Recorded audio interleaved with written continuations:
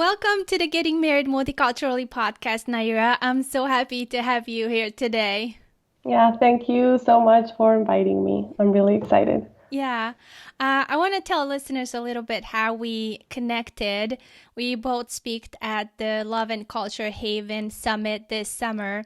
And I actually listened your speech. You were talking about overcoming and navigating languages and cultures. And I actually really love your title that you had. It's From Amazon to Sahara. And Yeah, I'm assuming that Amazon stands for Colombia and Sahara stands for Egypt. Is that right? yes, Yeah. exactly. Yeah. Yeah, So the Amazon rainforest and the Sahara Desert. yeah, I love that. That's such a cool title. So that's what we're going to be talking about, Colombian-Egyptian wedding. But before Yeah. we get into that, because when you had that speech, you were not married back then. Is that correct? No, that was like 3 weeks Oh my, before my wedding. cool. Okay, I'm so Yeah, excited to know all about it. yeah. Okay, but before we get into it, can you tell the listeners about who you are, where you're from, your culture, and then also your partner's culture, and then where do you guys live right now? Yeah, so I'm from Colombia. I grew up in Colombia and a little bit in the US. So half of my family lives now in the US. And yeah, but basically I'm like 100% or not 100%. I don't know how to say the percentages, but I'm mostly Colombian. Let's put it that way. And I always grew up in a very multicultural environment. My mom is an anthropologist, so she always traveled a lot. She's in contact with a lot of cultures. So that I think is where I also got my interest in other cultures and traveling and meeting new people, seeing other places. And then my husband is Egyptian. He grew up in Egypt his whole life, and we met in Colombia. So that was good because he had a taste of the Colombian lifestyle. But definitely, both cultures are really different. They have, of course, similarities, but they're really different. And I think a part of that is like the landscape of the place, and that's why the talk I named it like from the Amazon to the Sahara because so Colombia, like when you get on the plane, it's like everything is super green. There's like rivers, there's like mountains and stuff. And then when you are on the plane and you're landing in Egypt, it's like an apocalypse, It's like all desert and like little houses covered with sand. And then you're like, oh my God, what happened here? So it's a completely different, landscape. And I think that that affects the way, impart your culture. It's funny because we are pretty much the same when I go to Europe because I live in Arizona and that's also a middle of the desert.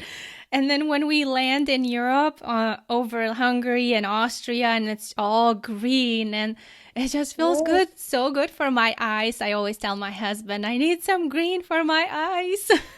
Yes, yes. And like it's when you're used to seeing it all the time, it's like when you don't see it, it's like what's Yeah. wrong here? There's something missing in the landscape. Yeah, you don't even notice it. Yeah. And then so yeah, so our cultures are really different, but since I think we met 5 years ago. So I'm 29 now, so we met when I was like 23.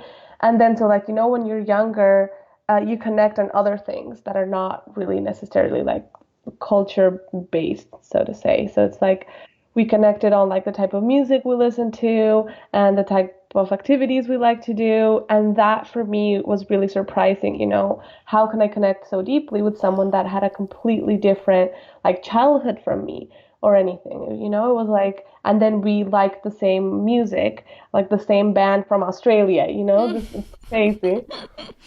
Were you worried? Because yes, it really is a different culture, but every time I would meet somebody from a very different culture, I would think that maybe I'm just interested in an interesting level just because I'm curious and not because I'm deeply would want to connect with that culture for the rest of my life. Do you know what I mean? That Mm, it's just a yeah. curiosity and it's not an actual, I like this because me as a person, but I just like it because it's new. Yeah, well, I think that has a there was a factor of that, like, oh, this is so exotic, and Yeah. like Egypt is such a cool country, because when you say Egypt, it's like, oh my God, the pyramids, and there's like thousands of years of history. So I think there was a part of that, like, oh, it's just like something that I'm curious about to see what happens, and I think maybe it kind of started that way, but then it like migrated into something else, Hmm. and then when I was thinking of like becoming more serious with the relationship, I decided to move to Egypt for 6 months exactly for that, like, is this a culture I want to have in my life for the rest of my life, or is this something that I definitely cannot handle? And that was super important for me because, and I think that's really important, to really know the other person's culture because then it happens. I don't know if you don't, and then 5 years later you're like, but why are you doing this? And it's like, oh no, like in my culture it's like this, or like my mom has always done it like this, or my dad has always done it like this. So I think after living there, I realized, yeah, I really love it, and I love Egypt. I love its culture, and even if it's super different from Colombia, it also has a lot of similarities, and like especially in the way we like treat each other, and like the way like we treat family, for example. So it's a very like family oriented culture, and then family super important. You have really strong connection with your parents, with your siblings, with your cousins, everything, and I really like that. So I think that type of relationship and like how hospitable people are, and like this, like in Colombia and in Egypt, so that, I think it's like a base level that I could say, like, okay, maybe there are other things like religious or language things, but the base, the core of what was important for me was there. So then I was like, okay, we can move forward from here. That's that's such a great advice for multicultural couples to just go and try it, test the culture, and not just Yeah. because what if you would ever live there, but just to get to know your partner better. Which I didn't have that. I haven't done that. I just came to America and got married. Unfortunately, Uh, for, paper reasons, we had to speed that up, but I wish I would have had more time to just kind of decide if I even want to live here. So it's funny because we're trying to do a little bit that now, like after 10 years of being married. I'm trying to convince my husband to go to Hungary, but just for a year to him to mm, learn about my culture a little bit more, because I think you talked about this already, that in your speech, that your personality becomes different when you are in your culture, in your home environment. And I wish my husband would see me that way, learn the language, and we have kids, so that adds to it. Like, yeah, I want my kids to live there too a little bit. So that's such a good advice. I love it. So how did you guys got engaged? When did that topic come up? I know you told me that you were not planning to get married at all when you were younger. no. No, so it's like I know it's like a dream for a lot of women and men also. Yeah. But for me, it was nothing like that at all. Like my family, it's more like a matriarchy. I don't know. It's like a lot of Mm. like women heads of the family and things like that. And then so I was never like, oh, I want to get married. I want to get married. And my mom is not like that at all. She was like, oh, you need a job and a PhD, but like not. Oh. I'm married. She was super happy, of course, and like she cried and everything. But yeah, so I wasn't imagining this, and then after we were together for like, yeah, 4 years. This we started about talking about this a year ago, and we lived together in Colombia. So that's one of like the big steps, and everyone was joking like, oh, if you bought a washing machine together, you're already married, like Yes, that's true. you could say you're boyfriend and girlfriend, but if you're sharing an apartment and like a fridge, then you're Yes. already. And then, so he came to Spain. We live in Spain now. Okay. Oh yeah, I forgot to answer Yeah. that. We live in Spain now. So yeah, Colombia, Egypt, now Spain. Okay. And then he came to Spain to study. and then he got a really good job. So then, to make also everything easier visa wise, it was better if we got married, and I came here on a family reunification visa. So then we were like, okay, we're gonna get married, but we wanted something, like just go to the Yeah. notary, whatever it's called. Courthouse And maybe, or uh, lawyer. Yeah, I know that actually that lawyers marry people in Spain or something like that. Yeah. yeah, we just wanted to do that. And then, but when his parents found out, they were like, no, we need to have a party. This is super important for us. For them, it was like the most important thing. They want to see their kids getting married. It's like a dream. And then culturally, super important. Because we didn't get married religiously. So it was more like the culture thing of like, I want, my son to have this party basically because it was just a party. And I want like the bride to be in white, like the whole thing. And then I was like, yes, let's do it. It's going to be great. It's going to be all of our friends from all over the world. Like, if we tell our friends, oh, let's get together for a trip, they're never going to say yes. But if we tell them, let's get together for a wedding, they're going to be like, yes, of course. Let's so then that's why I got really excited about the idea. And then towards the middle, I was like, oh, this was a mistake. This is so stressful. And then at the end, I I'm so glad we did it. Ended up enjoying it. Yeah. Yeah, yeah. But it was a whole process of like, what did I do? This is so stressful. I don't know why people like voluntarily go through this. Like, oh, so stressful. But the end result is Uh-huh. so beautiful. Yeah, it was worth it then. Yeah. So did Yeah. did they all ended up traveling like you wished? Yeah. A Oh, lot of wow. friends came. It was amazing. Some friends came from Australia to Egypt. We got Wow. married in Egypt. A lot of friends came from Colombia, others from Europe, from Brazil, from Mexico, Mm-hmm. uh, all That's over. So, very cool.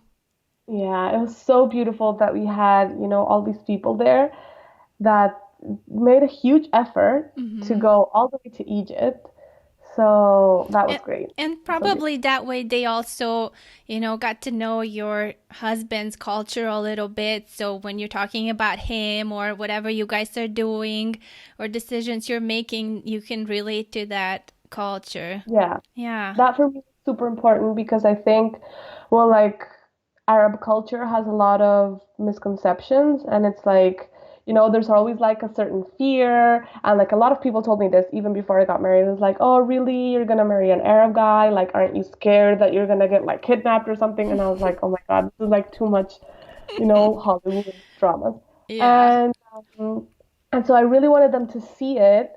And then, so like all my Colombian family, my aunts, uncles, after the wedding, they were like, I can't believe how happy Egyptians are, like how well they dance. They were impressed. Like we had that music, everything, and like all the Egyptians were dancing everything. It was like so lively, and how nice they were. Like my in-laws were so, so nice to my family. They got along so well. So my family got a great image, and all my friends also. And then we did a small trip around Egypt with my friends. So they also got to see, the other side, and everyone was, oh, the food is amazing, the music is great. So that was super important to me. So they're not like, oh, she's going to this faraway world that I know nothing about, but actually, some place that they could also relate to. Mm-hmm. Yeah, that's very important. And how did you guys go around with languages with your family, friends, everybody coming from around the world? Did everybody just speak English? Most people speak English. My in-laws speak English, so that's a huge advantage because sometimes they don't, and then it's like Yeah. translation. My mom speaks English, so that was like they could communicate perfectly. Some of my uncles didn't speak English, but they still tried to, make themselves understand, and it worked perfectly. And the ceremony, well, it was more of a party Mm-hmm. than a ceremony because in Egypt, well, Muslim wedding, his family is Muslim. So in Muslim weddings, like a week before the wedding, you go to the mosque and you sign a book that's like the wedding contract. but that's like a week before, and you like going to a courthouse kind of. You go with like a an elegant, like a blazer or something, whatever, and then you just sign the book, like your friends, like some friends and your family, and then it's the party. Hmm. And But do you, even if you are not Muslim, you are still allowed, sort of say, to sign the book? no, you have to be Muslim. Okay. We like legally we got married in Colombia, so Mm-hmm. our papers are in Colombia, and then we just validated them in Egypt. And then so it was just the party. And the party is very similar to parties in the US because of like cultural influence. I mean, it's like white dress and like, a big hotel room and music and a DJ and all this. Okay. So then I said, I don't want a big wedding. I want a small wedding because like my husband's mom wanted to invite like 300 people. And then like hotels in Egypt, we got married in Cairo. So hotels in Cairo, like the minimum amount of people to rent a hotel is like 300 people minimum. And I was Wow. like, no, that's insane. Like 300 people that I don't know because my friends and family were like 40 or something. Like I was like, Yeah. no, this is easy. So at the end we compromised and then we did 100 in like it was like a small garden, the venue. It was outdoors. And then it's just basically a party, but the entrance to the party, there's an Egyptian like traditional music band. So it's like 10 men that are wearing like a traditional galabeya. It's called. It's like this long white tunic thing. And they have drums and one of them has like this super beautiful flute. Mm-hmm. And then so they sing songs. Oh, and like tambourines. Yeah, tambourines, Mm-hmm. right? It was so beautiful. It was such an original sound. So they sing marriage songs. This is a traditional marriage band. So they sing songs for the bride and the groom, and they sing things like "Here comes the bride and the groom," blah blah. And then so they start, and then we are behind them, and we can dance, and then people are dancing around us, and it's like 30 minutes of this until we get to the dance floor and the main thing. And then the party starts, and then it's like full on party until 30 the end minutes. of Wait, you're walking for 30 minutes? yeah. Oh, wow. Like, okay, where? Around the city or just around the venue? Around the venue, Okay. around the venue. Usually venues have stairs, so you go walking down the stairs with the music and the people are waiting down like downstairs. But our venue was flat, so it was just walking like from one entrance to the dance floor, So basically. do they have any meaning for doing this tradition? Do you know anything about that? What's the symbolic meaning of it? Yeah, it's like to give good energy to the bride and groom and like to welcome them to their new life. So all the songs talk about that, and it's just, like start the whole party with like very good energy. Everyone gets like very excited, very lively, and then that's basically it. Mm-hmm. And it's good that both of your families are into dancing and music, so that was probably a very easy connection for the two of them to have. Yeah, yeah, Yeah. exactly. We both cultures love dancing, so that's Yeah. great. Yeah. Did they, was that Yeah. the first time they met, your family and his family? Yeah. And like I think maybe it's the only time they're gonna meet because I don't know, or like maybe not the only time, but like it's really hard for like my parents in Colombia to go to Egypt. It's a super long flight, and it's also really hard for them to go to Colombia, especially since we don't live in Colombia anymore. So Mm-hmm. No reason to go. yeah, so then that was also super important, and I think especially in multicultural weddings, besides the party and besides the fact that it's a fun event, it's important for the families to meet because maybe they will never meet again. And then, that's the only opportunity. And just for that, I think it's worth it. Mm-hmm. Yeah, definitely. So, what were you wearing, or did you have any special little details, decoration, or something that was about blending the two cultures together? Because you got married in Egypt to an Yeah. Egyptian. So, what kind of Colombian traditions did you bring in? Yeah. So I have like two very interesting anecdotes for this. Okay. So actually, 5 days before the wedding, I injured my foot really, really bad. So I was on my way to the airport from Barcelona, where we live, and we were in Barcelona. I was on the way to the airport to take my flight from Barcelona to Cairo. And I rolled down the stairs and my ankle just swole up like three tennis balls. It was, Oh, and I was like, we need to get to the airport now. I need to take that flight. If I don't take that flight, they won't let me fly. And, I have a wedding on Friday. So we went to the airport. We flew to Cairo, and then in Cairo we went to the doctor, and then I got X-rays and everything, and then the doctor was like, "You need a cast," and I started crying. I cried for like 2 hours. Like my father-in-law was so shocked. He was like, he didn't know what to do. He was like, "Are you okay? Like, are you gonna break or something?" Because we've been crying for 2 hours. And then I was like, this is the worst thing that could happen. Why does this happen to me? I have like an evil curse. Like this is horrible. And my father-in-law is like such a kind soul. And he told me like, look, basically when bad things happen to us, like in Muslim tradition, we just say alhamdulillah, thank God that this happened to us, even if it's something bad. We just like say thank you, this happens for a reason, and then we carry on. I promise you, you will be able to dance on your henna night. The henna night was like 2 nights before the wedding. It's like a bachelorette party, not really, like not crazy, but like with only the women, and you paint your hands with the henna tattoos, all the hands, and all the women dance, and it's like so all the women in the family can give advice to the bride. And in that night, I had to dance a belly dancing dance that I had practiced for months. So I was like, oh my God, my dance, I'm not gonna be able to dance my dance and like dance at the wedding. Like I had a playlist yeah. of Latin music. Like I prepared this playlist for months, I gave it to the DJ. He was like, no, don't worry, we're gonna have like a great fusion. Like, oh my God, I won't be able to dance, this is gonna be horrible. But then, I mean, everything turned out fine, and I danced like on top of a chair.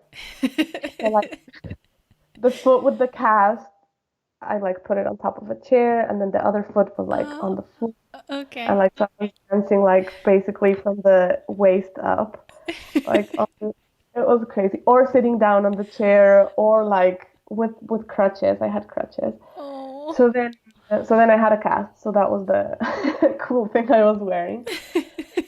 And yeah, no, it was It so was bad. white. At least it It was was white. It matches with you. like, and the dress was long. The dress covered the cast, so Okay. Oh it my was it gosh. was perfect. No, this was insane. I was like, I can't believe this is happening to me. And then And it's so funny when brides would cry over like it's raining, the weather's bad on my wedding day, or anything little happens, already it's a bad sign. So yeah, I think I would have reacted the same way. But yeah. it's such a good advice that really you just take it in as a I don't even know what the right word for this is. Just as something to carry in your life of strengthen your marriage, and no matter what happens in life, you just do what you dreamed of and what you wanted to do in your life anyway. Yeah. Yeah, and actually like we said later, like it was a blessing in disguise because we were like super nervous about the wedding, and then that kind of took off a lot of pressure. It You was like focused on that mostly. Yeah, it was like it doesn't matter if the flower is not in the correct place because the bride has a cast. So everyone, if the food is cold, if the whatever, like no one cares. I love it. The bride has a cast. So just let it go. Like, who's gonna sit where? Like there was no seating chart, and I was like, do we need a seating chart? They're like, no, don't worry. And then 3 hours before the wedding, like, oh, which ones are your friends? Like I was in the house, like laying down, and then my mom was like in the wedding venue. I was like, hey, which ones of your friends speak English to put them together on the table? And I was like, why are we deciding a seating chart 3 hours before the wedding? But at the end, everyone just sat with anyone because, it wasn't a big issue. Like the big issue was like, how Yeah. is she gonna walk? Yeah. This whole walk of 30 minutes I had to do with the music that I don't know how I did it. That was a miracle. Like I see the videos now and I'm like, I don't know how I was walking. Wow. But that was the main concern. So it actually took off a lot of the pressure. And at the end, it was just, it worked fine. It worked perfect. And the other cool Colombian thing that I brought in is that this is not Colombian, this is more Latin and Mexican, but I wanted to do it anyway. So I brought a piñata from Colombia to Egypt. So we don't have piñatas at weddings. We just have them like a part. I don't think Mexicans have piñatas at wedding. I don't know, but I was like, I want a piñata at my wedding, It's a and little everyone. bit American too because you lived here. I was like, I don't know. I just like piñatas are amazing. Let's get a piñata. And inside the piñata were the decorations and like props Mhm. for the Hora Loca. That's the crazy hour. So that is a Latin American tradition we have at weddings. So usually weddings in Latin America are from like I don't know 10 p.m. until like 4 a.m. Like they're Mhm. crazy, and then at midnight you have the crazy hour. So then usually like in weddings here, like the waiters come out with decorations, so like face masks and like glow in the dark paint and glitter and hats and like necklaces, bead necklaces or like Hawaiian necklaces or like all types of like decorations So, and so props. which culture is that from? That's in all of Latin America. Okay. I thought we did it only in Colombia, but I know they do it in Venezuela too. I Okay. think they do it in Dominican Republic also. Um, so I think it's like a Caribbean type of thing. Okay. Gotcha. Okay. That's very Yeah, cool. it's super cool. So then we had all these, I brought them also from Colombia, all the decorations, like the face masks, and like I had some rings that like had lights on them, and then like huge glasses, these types of things. And then, so the decorations, all these things were inside the piñata. So when the piñata exploded, everyone took like all the decorations, and then the Hora Loca started. And then this hour of the party is the craziest hour of the party. So it's like all the good songs, all the hits, all these songs that, it's like high, high, high, high, high. Like it's not like, oh, some songs to rest. Like, no, it's like you have to dance like crazy for that whole hour.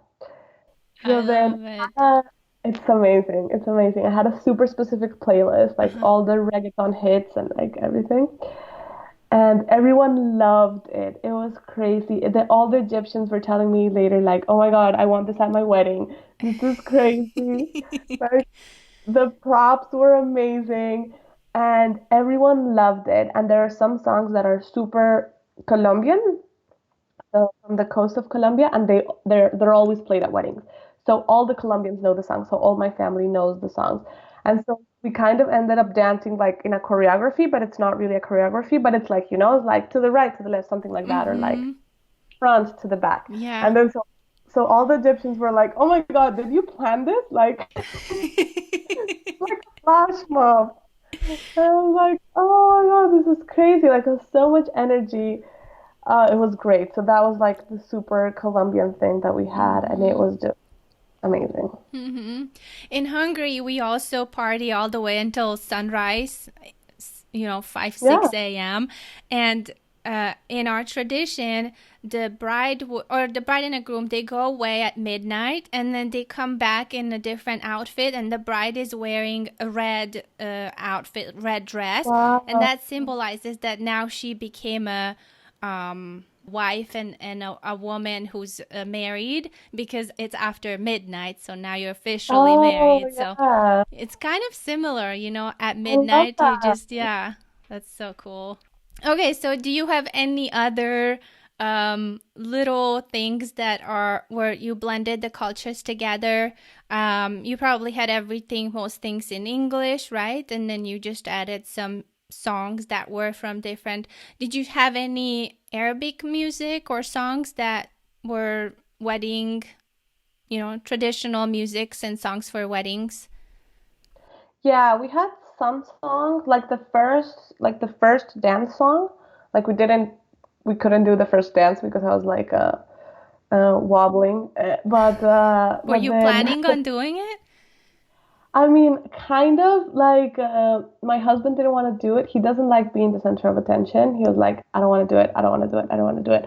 But then at that moment, we were there and we kind of did it because, the song was playing. We were in the middle of the dance floor. But so that song, there was one song. And then there was a lot of songs throughout the night that were Egyptian and like Egyptian wedding songs, like that they play. They're not like wedding songs, but it's these types of songs that you play at weddings. Mm-hmm. And so the DJ was Egyptian. He was an amazing DJ. Like he blended like the reggaeton and the Latin music with Egyptian music. It was like seamless. I was so surprised.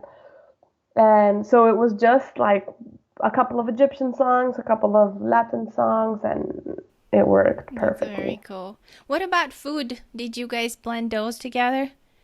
I wanted to, but it was really hard to get the Colombian ingredients I wanted in Egypt because there's not a lot of Colombian migration into Mm-hmm. Egypt. Yeah. And then, so I had like these huge ideas, I was like, let's put some flowers from, I don't know. But then since I wasn't in Egypt, so like my mother-in-law was planning everything. And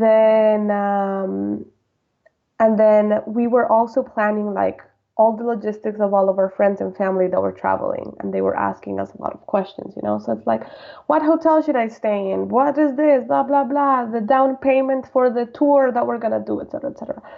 So then all this, I was like, no, there's gonna be like Colombian arepas and whatever, and then this, and then fireworks, and then I was like, no, I can't. No, I have to let some things go because if not, I'm gonna go crazy. So then, and my husband at that time was in Spain, so I was in Colombia, he was in Spain. We were planning a wedding in Egypt, so it was like, if we're gonna start fighting about like small details, we're gonna like break up. So it's like Yeah. we need to, I yeah. mean, just planning a destination wedding itself is pretty like stressful because you can't be there, but both of you just being in a separate locations in addition to that, that's yeah. Yeah. You really have to just let a lot of things go. How did you communicate with your mother-in-law about the planning? Were you guys talking on a phone or you just told her what to do or you let her do whatever she wants? That kind of like so I met with her in like January this year. Oh my God, this year has been so long. So the wedding was in June. I met with her in January in Egypt, and we met with the wedding planner. And the wedding planner was like showing me pictures of like golden stuff and like shiny, and I was like, no, no, no, that's not my style at all. Like, please let's tone it down. And then after the wedding planner was like, yeah, yeah, I understand. Don't worry, don't worry. And then we were like, I was in contact with her, talking to her. She would send me pictures of everything. Like, these are the chairs. Yes, no. Like, yes, no. Okay, perfect. And then just like that, and like basically just we let the wedding planner handle everything. And so I was just like, I had like a jump of faith. I don't know if that's what it's called, but it's like I had to just trust that this guy was gonna have my back and that I wasn't gonna come to like a explosion of glitter and gold because then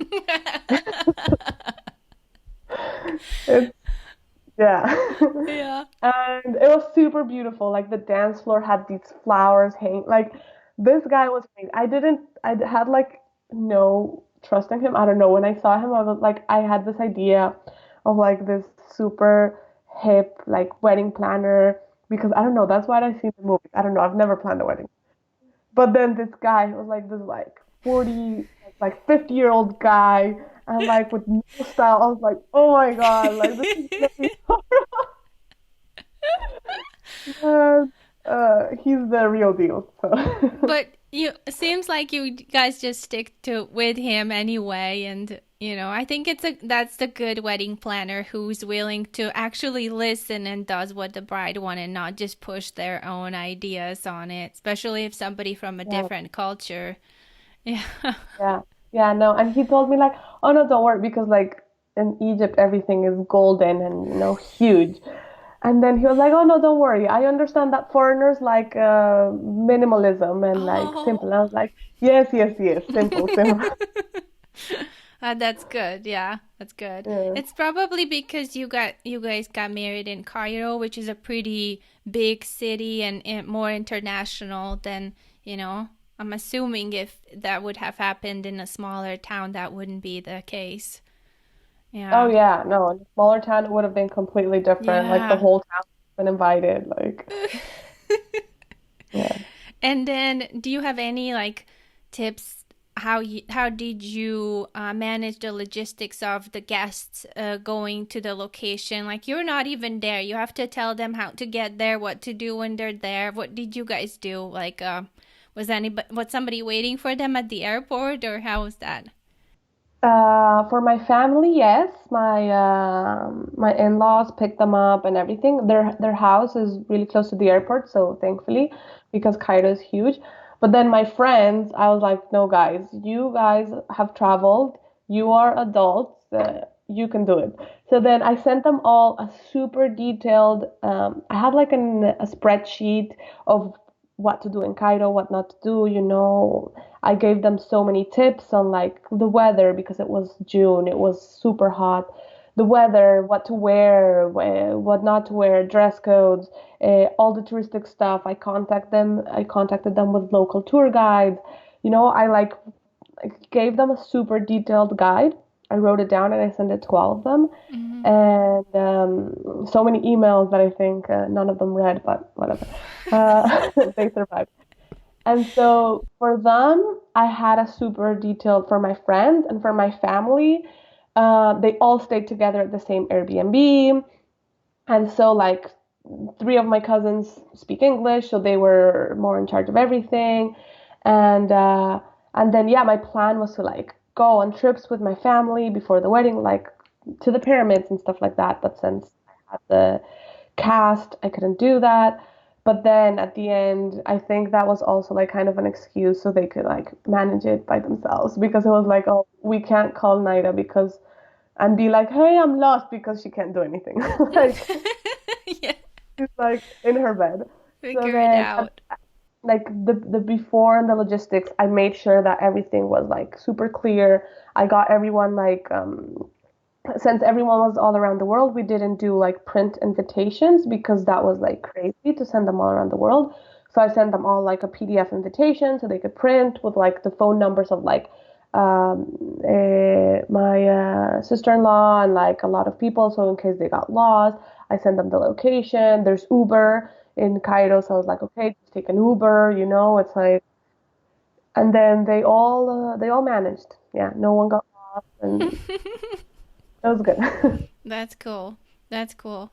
And Yeah. you didn't have like a website, wedding website where you put all Yeah. that. You did. Yeah.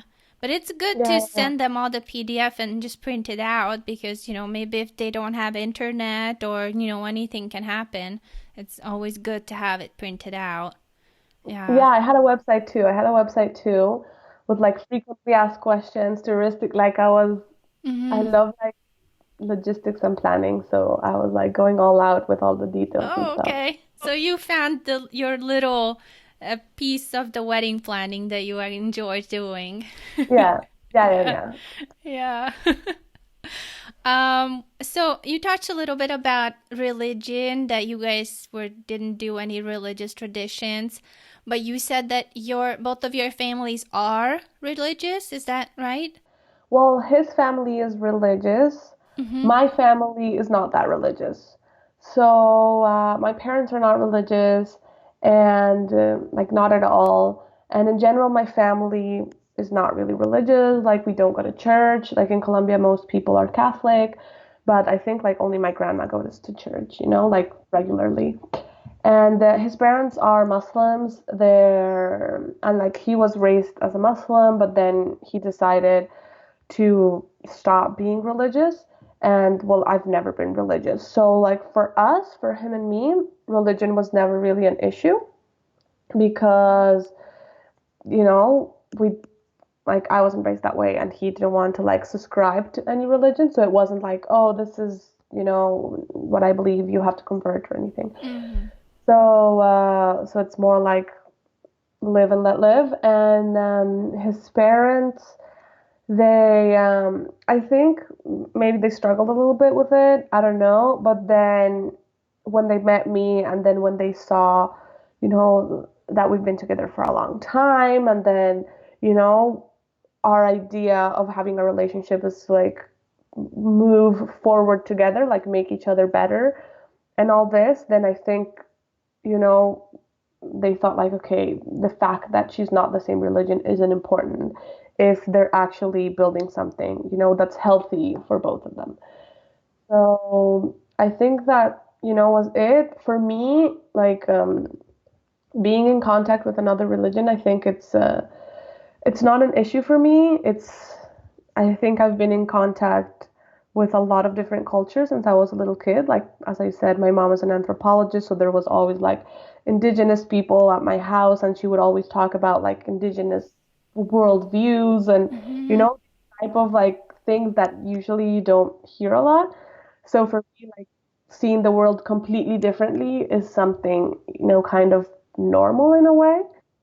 So, and I love Egypt. I love Egyptian traditions, and there are some traditions that are religious that I still like to celebrate. So, for example, Christmas is a religious holiday, but I mean, I still like to celebrate it. Right. And like Ramadan is a religious holiday, but it's kind of like the Christmas of Muslims, kind of like, in the sense that it's a holiday that's based on sharing with family, on like being generous, on all these things.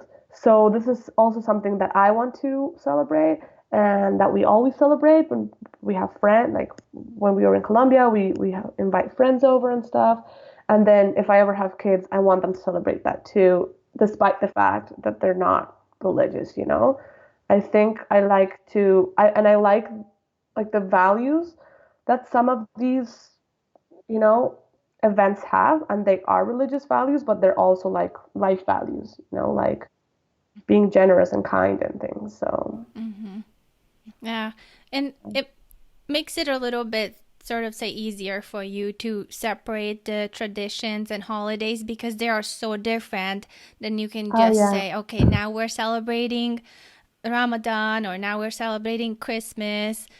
For I'm struggling with Christmas. We all have it on the same day or on the same, you yeah, know, but we do different things. So what are we gonna do? What are we not gonna do? In Hungary, Jesus is who brings the presents on Christmas mm, Eve.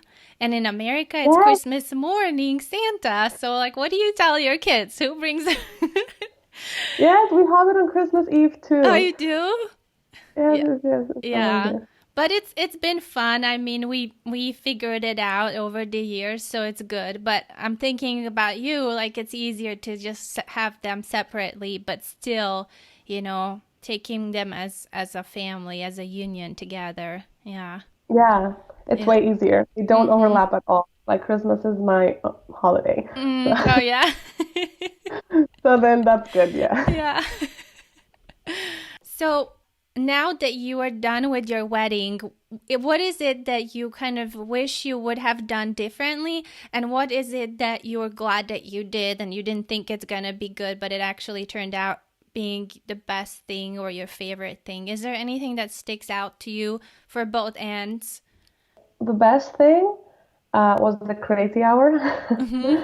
That was good. Like making sure that I had the Latin music part of it. That was really important to me. Like in general, really just having the wedding because I didn't want to have it. So Mm-hmm. just Yeah. having it was a good decision. And something I would have done differently. I think really just not getting stressed about stupid things. Like at one point, I was super stressed about like the number of guests, for example. So like we were like, no, we don't want more than 100, and like his parents wanted to invite 120. And then at the end, it's like really 20 people more. It's not that much. Like they're not gonna make a huge, crowd. And also, it's probably like it was their friends, so they're like they just want to sit and enjoy. Yeah. And then And you so I didn't think want it to have it so imbalanced that you have 10 people from your friends and he has hundreds, and then it just kind of feels like it's more like his party or something, you know? You wanted yeah, to balance yeah, it out. And it's hard exactly. because you have to bring most of your guests over. Yeah. Yeah, they have to cross the world. So yeah, that was also like a thing, It was like I was worried a lot of like what happens if the cultures don't really mix, or if some people are like, or like I don't know, if when the Latins are dancing reggaeton or something, then like the Egyptians are gonna be all shocked or whatever, or what are like all the Colombians gonna think, if a lot of women are veiled, of course, but a lot of them were not. A lot of them were in dresses, so it was like this huge variety, and it's like, what are they going to think? Because these are things that you don't see, in real life. Like in Colombia, we don't have a huge Muslim community. So, my family's not really exposed to women being veiled, for example. So then it's like, is it going to be a shock for them? Is it not going to be a shock for them? So, like, worrying about these things that were literally out of my control. It's like, I think I had to like chill more in those and just let it be. And also like I worried a lot about like my friends like, oh, what if they like get a bad hostel? It was like, no, like they have to figure it out on their own, like I can't also baby Yeah. them.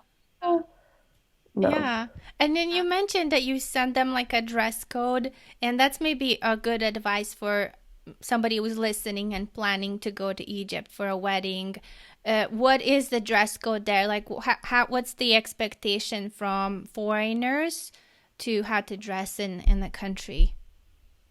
Yeah, well, I was actually like more worried than I had to be. I was like so in the streets of Cairo, it's better if you cover your shoulders, like if you have a t-shirt, and if you have long skirts or long pants, like no tank tops and no shorts. Because I mean, it's a huge city, there's 20 million people, there's people from all over Egypt, there's people from really conservative parts of Egypt, and it's not that you're gonna get like physically harassed, but you're gonna get whistled at. You're gonna like stand out. They're like Mm-hmm. you should wear like veils or stuff, and then comes out this like blonde with hot shorts. Like of course, so it's gonna be like she's gonna stand out. So then, and so I was like, I know that because I lived in Egypt, so I was like, oh, like, do they have to cover up for the wedding? And my husband was like, no, they can wear whatever I want. And like some friends were sending me like dresses with like cleavages and like, like skin showing on the side. And I was like, is this okay? Is this okay? He was like, yeah, it's okay, it's okay. And it's okay. Like, it turns out like people were wearing everything they wanted. Like, even the Egyptians, it was like a huge spectrum. Like super elegant dresses with like sequins and everything, and also like mini skirts, Mm-hmm. Wow. everything. So I told all my friends like to be on the safe side, wear like long flowy dresses since it's also the summer and it's hot. So something that is, very flowy. But it was really like the whole spectrum. I was really surprised because I thought maybe, oh, it's going to be more conservative or something, but no, not at all. It's very much like the women that like to cover a bit more and dress more modestly. It's perfectly fine, and the other ones that like to show their cleavage or whatever, it's also perfectly fine. And then because it's about the wedding, it's about the party, it's about the bride. It's really, yeah, Yeah. And it's a little bit different when you're in this closed private event or if you're outside on a street, you know. But I'm always yeah, thinking about you kind of, even if it doesn't matter, you just want to respect the culture and respect the country that you are visiting, you know, not just be, I don't exactly. care and I'm just gonna be obnoxious and speak loudly and not care. But like you want to respect the culture in some way. Yeah. Exactly. Yeah, I think just asking is the best. You know, if people from the culture say it's fine, then it's fine and that's it. They probably will tell you because they also don't want to, cause tension or whatever, but yeah. Mm-hmm. Yeah. So I think we came to the end of our your wedding story, but I'm Yeah. curious if you want to share a little bit about. You said that your husband got a job in Spain and that's why you guys lived there. But how is it living there? How do you like it there? What's your plan maybe for the future and as far as culture goes? Yeah, well, I like it here. For now, it's great. We live in Barcelona and it's by the beach. It's a very young city, there's a Yeah. lot of stuff to do. So now that we're young, it's great and I love it. But I think if I ever have kids, and I've realized that recently, I wouldn't want them to grow up here because, like, the first thing is because here they speak Catalan, they don't speak Spanish. And I don't want my kids to grow up speaking a language that I don't speak. Mm-hmm. That for me is super crazy. Like, even if they grow up in Egypt and they speak Arabic and I don't speak Arabic, at least, my husband speaks Arabic. But right now, if they grow up in a place where none of us speak the language, that's just, I don't know, it's too weird for me. So like we're not planning on kids anytime soon. So like we will cross Yeah. that bridge to get to it.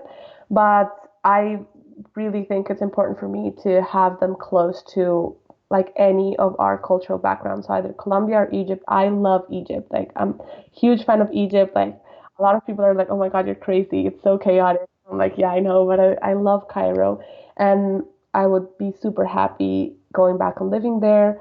I think it's fine for now. We're young and stuff, but I think there's a point where you want to be closer to, have more of like the cultural and the family like bond.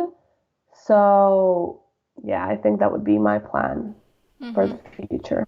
That's a great point. I think most, most couples, not everybody, but most of them are planning to have children. And then it's always the time when you want to focus more on your culture and pull back a little bit and not just go out and experience. I'm really bad at speaking Hungarian with them, although I try really hard. But when my husband is home, which most of the time when the whole family is together, that's he is home, we switch to English because I want him to Yeah. understand. But my mom always says, why do you speak English with your children? Wouldn't you feel like that's not your own language, that you don't have that stronger connection with them in your own language, which I would, but unfortunately their level of language is not that strong that I could have a good conversation with them. So yeah, everybody who's in, ahead, like not ahead of me, behind me in having children, I definitely recommend them to just push your language as much as you can because it's so important and it's really harder than you think.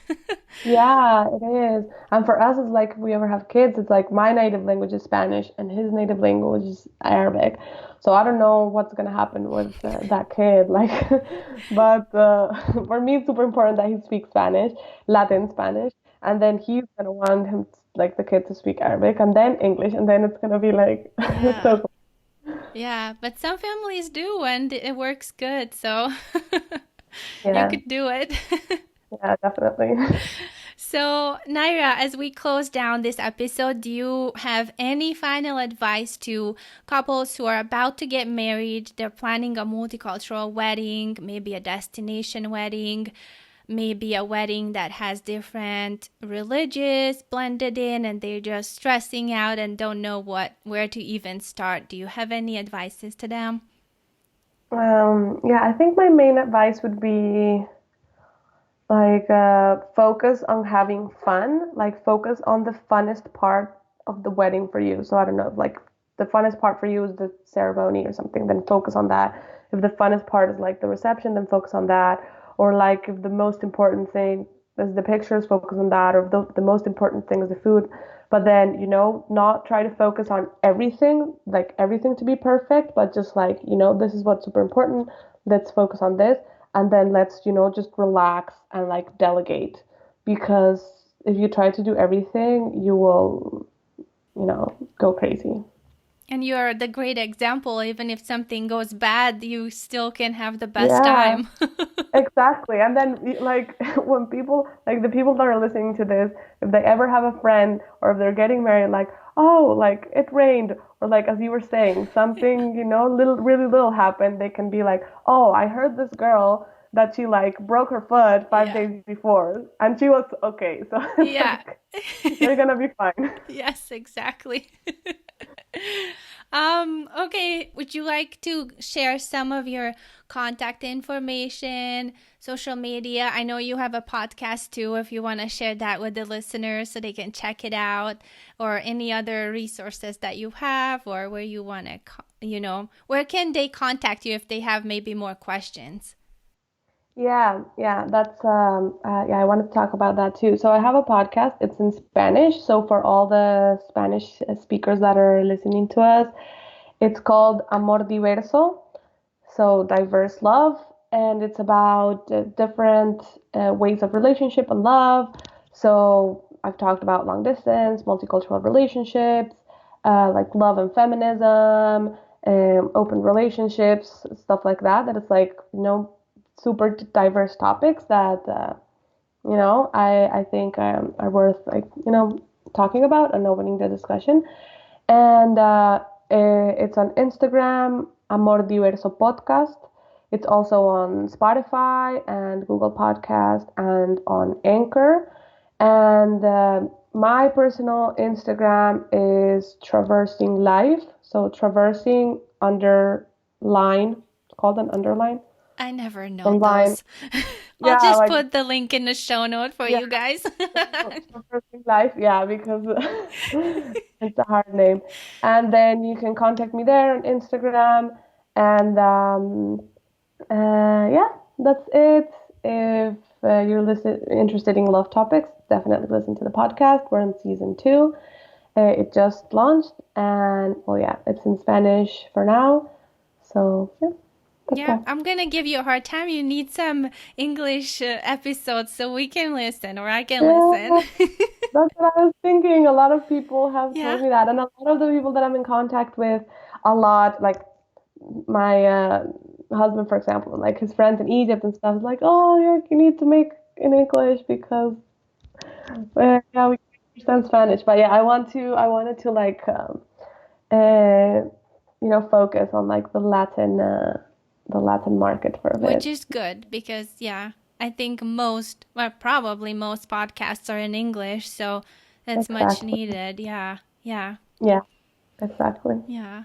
Okay, well, thank you so much for being with me today, and I really enjoyed our talk. I hope you did too. Yeah, me too. Thank you so much for having me. It was great. Thank you.